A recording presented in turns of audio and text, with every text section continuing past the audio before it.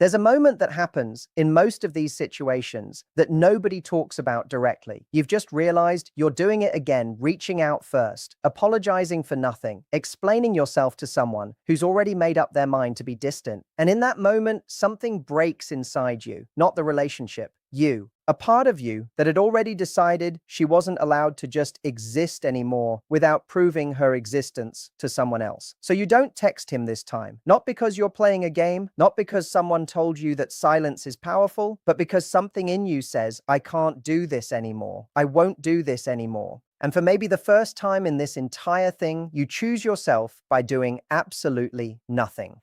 What you don't realize, what nobody tells you, is that this moment, this single choice to stay quiet when every cell in your body is screaming to reach out, is about to trigger something in him that years of begging never could have touched. But it's not going to look the way you expect. It's going to be worse before it gets better. And you need to understand why. Because if you don't, you'll break on day 3 or day 5 or day 10 when the silence starts to feel less like power and more like you're drowning in slow motion. Let me take you inside what actually happens to a man's mind when the woman he's been pulling away from suddenly stops trying to pull him back. He's probably in a state of relief right now. That first day, maybe 2, he tells himself this is exactly what he needed: space. Finally, she's backing off. He can feel his shoulders drop, that tension in his chest that he's gotten so used to carrying that he almost doesn't notice it anymore, except he does notice it's gone. And there's a quiet satisfaction in that. He did it. He created the distance he's been signaling for weeks. He's in control. He's safe. But here's what you need to understand about a man who pulls away. He's not actually built for real distance. That's the thing no one gets. He's terrified of closeness, which sounds like the same thing, but it's not. Terrified of closeness doesn't mean he wants to be alone. It means he wants the ability to leave. He wants to be the one who decides how much intimacy exists at any given time. The moment someone else takes that control from him, the moment you do, something shifts that he doesn't have language for.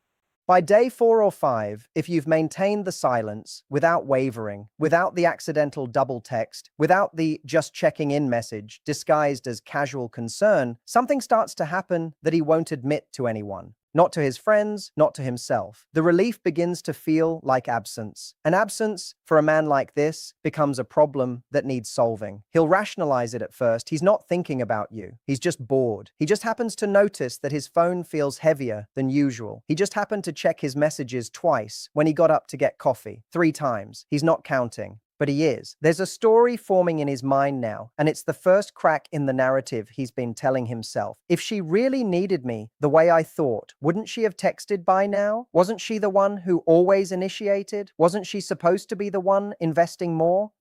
And if she's not chasing, if she's not trying to prove her attachment through desperate little messages and apologies, then what does that mean? The answer terrifies him in a way he doesn't understand. It means he lost control. It means the rules of the game changed without his permission. For the first time, possibly the first time in his entire relational history, he is not the architect of the emotional temperature. You are. And that reversal is sending him into a spiral he can't quite explain to himself. He starts constructing narratives to manage the anxiety. Some of them are angry. She's probably moved on. She's probably with someone else by now. The anger is useful because it gives him back a sense of control. She's the problem, not his inability to show up. Some of them are desperate. What if I actually lost her? What if I miscalculated? But he can't let himself stay in that space too long because desperation is its own kind of vulnerability. And that's the thing he's been running from his entire life. So he cycles through them. Anger, then curiosity, then anxiety, then a strange kind of longing that catches him off guard at 2 in the morning when his defenses are down and he can't distract himself into numbness anymore. He's sitting somewhere quiet, maybe in bed, maybe on his couch, and something about the silence of your absence becomes louder than any amount of your reaching ever was. Because when you were reaching, he could push against it. He could use your anxiety as evidence that closeness is suffocating. He could prove to himself that vulnerability is dangerous by pointing to your desperation. You were a problem he could solve by pulling away harder, but you're not doing that anymore. You're just gone. Actually gone. Not playing gone. Not strategically distant. You've removed yourself from the equation entirely. And without you, they're to blame. Without your anxiety to point to. He's alone with something he's spent decades learning not to feel. His own feelings, unfiltered by anyone else's reaction to soothe them or distract them. This is where most women crack, by the way, right here. Because what happens next isn't a text that says, I miss you. It's not flowers or a grand gesture. It's something much quieter and much more devastating to witness, which is why so many women miss it entirely. He starts missing you in a way that feels like loss, not the performed longing you see in movies. Quiet longing, the kind that arrives at unexpected moments. You'll never know he feels it watching a song that reminds him of something you said. You'll never know he felt it when someone at work made a joke and he almost laughed before remembering he's supposed to be indifferent to you now. You'll never know it was thinking about you at all, but it's happening, and that's the part that matters. What you actually did when you chose silence was remove yourself as the variable he could control. As long as you were chasing, as long as you were performing your anxiety for him to reject, he had a reason to retreat. You were the problem. You were too much. You needed too much. Your need became proof that his fear was justified. When you stopped, you took away his justification. And now he's left with the much harder thing, the possibility that he's the one with the problem. That the distance he created was about his fear, not your inadequacy. That there's something in him that runs at the first sign of real connection. And maybe, just maybe, he's been running his entire life. This is uncomfortable in a way he can't medicate with anger or distraction or another attempt at control. So what does he do? He reaches out, usually small, a meme, a random message about nothing. A question about something you mentioned weeks ago that he apparently remembered. He's not doing this because he's ready to be vulnerable. He's doing it because the discomfort of not knowing where he stands with you has become greater than the discomfort of risking connection. But here's what happens next, and this is crucial. Most women ruin this moment without even realizing it.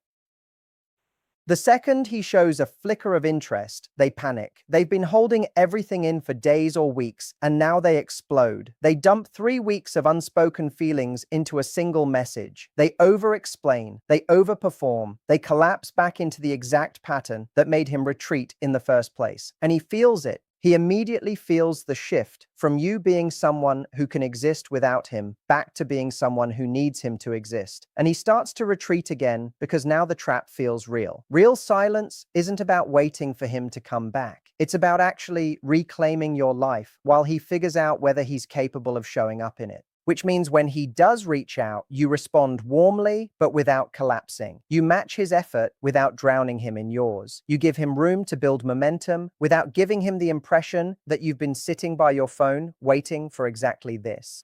Because the truth is, if you've done this right, you haven't been. This is the part almost nobody does, honestly, by the way. They say they're holding the line, they say they're reclaiming their life, but if you looked at their actual days, they're still checking his social media every hour, still analyzing his last scene time, still mentally rehearsing what they would say if he texted back. That's not silence, that's surveillance in disguise. Real silence means your attention actually leaves him. Your energy goes back to your work, your friends, your hobbies, the parts of yourself that existed before he ever entered your life. Real silence looks from the outside like absolutely nothing dramatic at all. You're going to bed at a reasonable hour. You're having conversations with your friends that don't revolve around what he might be thinking. You're making plans that don't factor in whether he might reach out. You're boring in the best possible way. You're just living. And that's the version of you he can't stop thinking about, not the version who chased, the version who didn't need to. But I need to tell you something that most content about this refuses to say directly, and I think you deserve the truth, even if the truth is painful. Not every man comes back. Sometimes his fear is so deeply wired, so fundamentally part of who he is, that no amount of your perfection, and yes, that's what you've been trying to achieve, perfection will be enough to change it. Some men will spend their entire lives running from intimacy, jumping from one almost relationship to another, always retreating the moment things get real, never doing the work required to actually change the pattern. If you find yourself with a man like that, your silence doesn't fail you. Your silence protects you.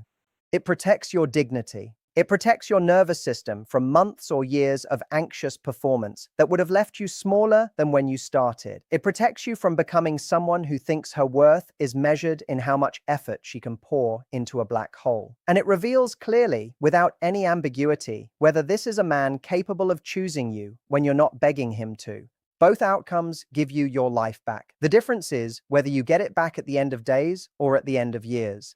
The skill you're actually building right now in this silence, by the way, isn't really about him at all. It's about learning to tolerate uncertainty without needing to resolve it immediately through someone else's response. Your brain hates not knowing. It will trade almost anything, even pain, even rejection, just to stop the not knowing. This is why otherwise composed, successful women find themselves typing out messages at midnight that they know, even as they're typing, won't help. It's not weakness. It's a nervous system trying to escape discomfort as fast as possible. The skill you're developing right now will change every relationship you ever have for the rest of your life, romantic or otherwise. Because the moment you stop needing external reassurance to feel stable internally, you stop being someone who can be destabilized by anyone's distance. You become someone whose peace doesn't require someone else's constant confirmation.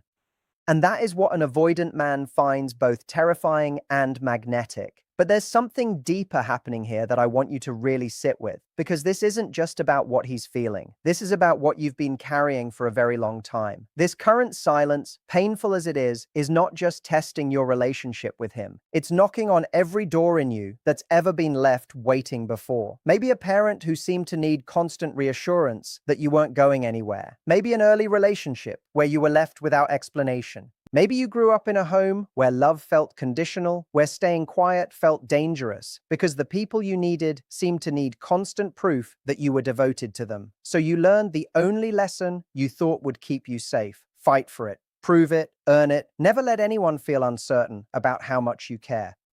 And you've been living that lesson for years, maybe your whole life, without realizing what it was costing you. This current experience, as painful as it is actually walking you back towards something true. Because every single day, you prove to yourself that you can survive the uncertainty without abandoning your own peace to chase it away. You're rewriting something much older than this relationship. You're teaching your own nervous system a new lesson. I do not have to perform panic to be worthy of someone staying. I do not have to prove my value through desperation. I am allowed to simply exist calm, whole, complete in myself, and let people choose me from that stability or choose not to choose me and survive either way. That sounds simple, but it's the hardest thing most women will ever learn. And when you really internalize it, when you stop just intellectually understanding it and actually live it, something shifts, not just in how he sees you, but in how you see yourself.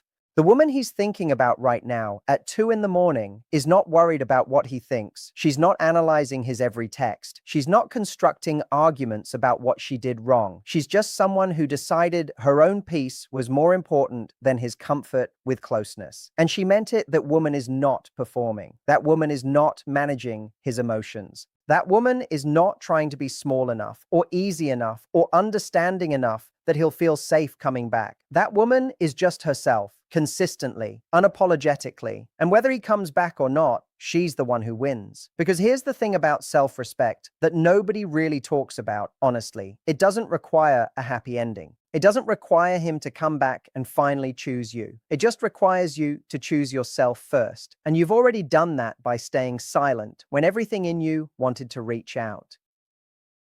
The moment you broke that silence through your own actions, not through his, the moment you did that, you changed something in yourself that no amount of his future effort could change back. You proved that you were capable of tolerating his absence without disappearing. And that's not a small thing. If he comes back, and if he's actually capable of growth, rather than just repeating the cycle, he'll come back to a woman who is no longer available to be anxiously grasping. He'll come back to someone who knows exactly what she's worth, and who knows she survived without him. That changes the entire dynamic. If he doesn't come back, you walk away with your dignity intact. You walk away knowing you did everything right, and he still wasn't capable of showing up. You walk away understanding that his distance was never about your adequacy. It was always about his fear. And you walk away knowing you didn't shrink yourself, trying to prevent the inevitable. I know this is hard to sit with right now, especially if you're in the middle of it. Especially if the silence still feels less like power and more like slow-motion heartbreak some nights. Especially if you're checking your phone at midnight, wondering if tonight's the night he texts back. But I want you to understand something. What you're doing is not passive. It is not weakness masquerading as strength. It is the single hardest, most disciplined act of self-respect a person can practice in the middle of genuine loss. And it's working on levels you cannot see yet from where you're standing. There's a version of this story where he reaches out and you respond warmly but without collapsing. You let him build the momentum. You don't flood him with everything you've been holding in. You just let him know you're still there, still calm, still the version of yourself who didn't need him to complete her story. And in that response, something shifts in him that makes him feel like he's choosing you, not being chosen by you. Because for a man like this, choice is everything. Control is everything. The moment he feels like it's his decision, not yours or the circumstances or your performance, he starts to consider the possibility that maybe, just maybe, he could stay. But here's the alternate version that also happens, and I need you to be prepared for both. He doesn't reach out. Days turn into weeks. Weeks turn into the kind of silence that starts to feel permanent. And you're left standing in the space where a relationship used to exist, wondering if you did the right thing. And I need to tell you clearly, you did.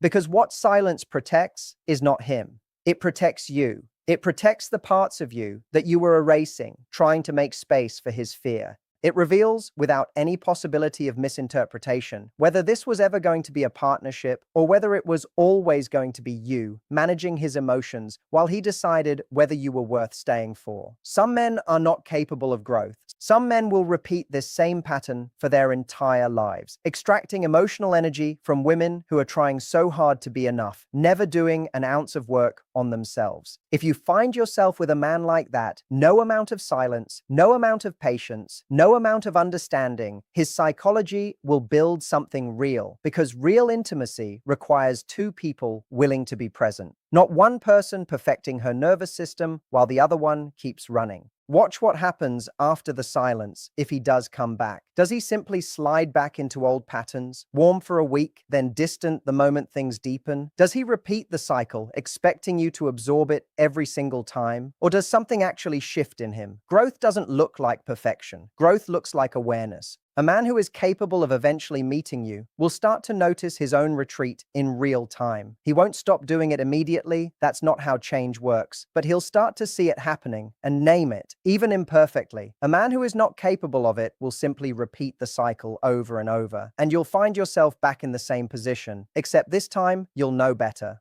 This time, when he pulls away, you'll have to decide whether staying silent again is about your self-respect or about hoping that this time will be different. Spoiler, it won't be. Not with him, not if he hasn't done the work.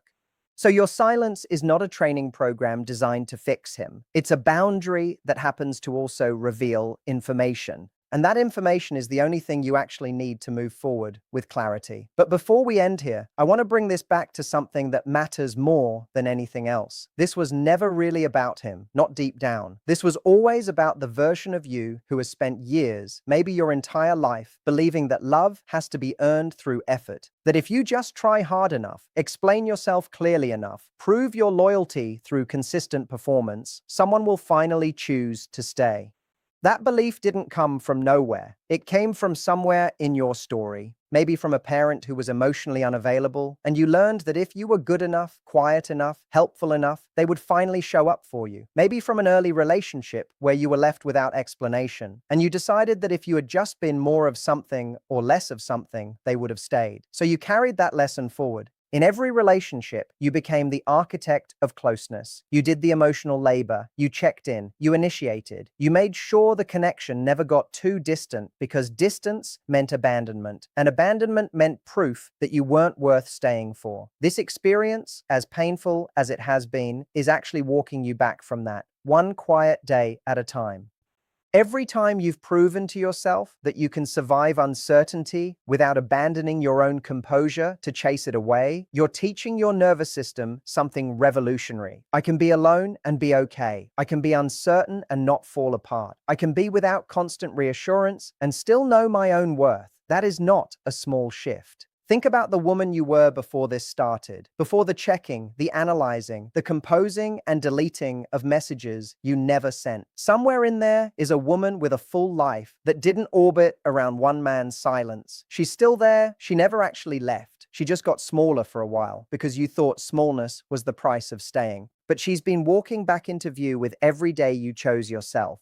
If he comes back and if he's worth coming back for, she's the one he'll meet. The whole version. The version who kept working, kept laughing with her friends, kept showing up for her own life. The version who doesn't need him to complete her story, but might, just might, have room for him if he proves he deserves a chapter in it. And if he doesn't come back, she's the one who walks away with her head up. Not because she doesn't feel the loss, she does, but because she refused to become smaller, trying to prevent it. That's not a consolation prize. That's the entire point. Because the truth that nobody wants to hear when they're in the middle of missing someone is this. Sometimes the silence doesn't bring him back. Sometimes it simply shows you clearly, without ambiguity, who he actually was underneath all the confusion. Both outcomes give you your life back. Only one of them keeps you in a cycle that was never going to change.